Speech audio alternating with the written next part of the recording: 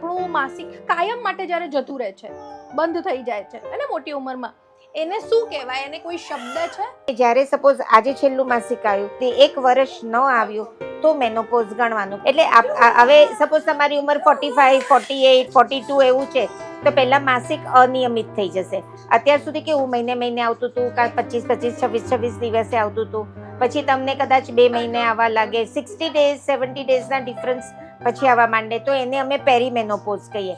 એટલે મેનોપોઝ આવવાની તૈયારી હોય અને માસિક વધારે આવે તો બહેનો બહુ આનંદ લે છે કે હવે તો જવાનું છે ને એટલે બરાબર આવશે ને પછી બંધ થશે.